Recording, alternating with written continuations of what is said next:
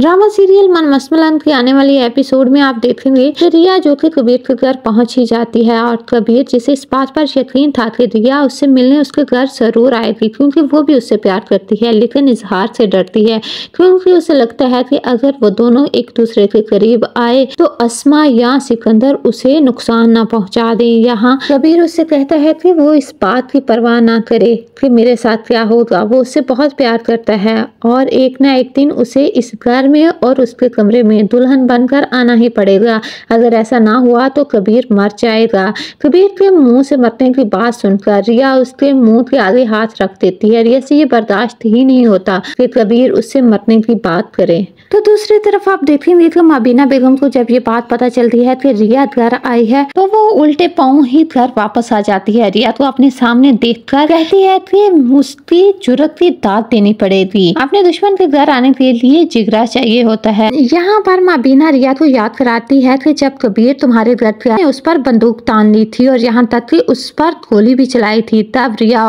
मबीना से कहती है फिर तो आपको ये भी पता होगा कि मैंने वो गोली अपने बाजू पर खाई है और अगर आप आज मुझ पर बंदूक तानती हैं तो फिर ये गोली कबीर को खानी पड़ेगी, तभी तो हिसाब बराबर होगा।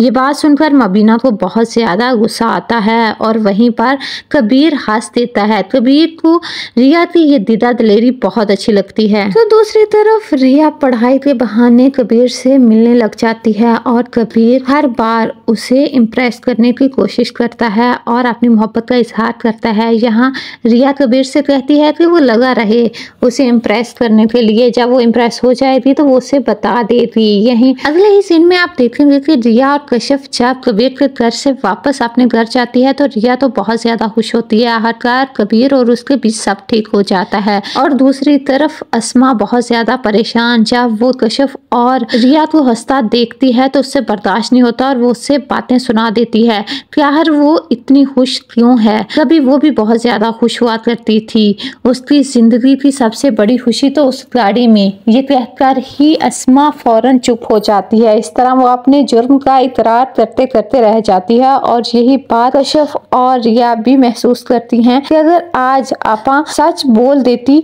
तो उसकी जिंदगी का सबसे बड़ा राज उनको पता चल जाता।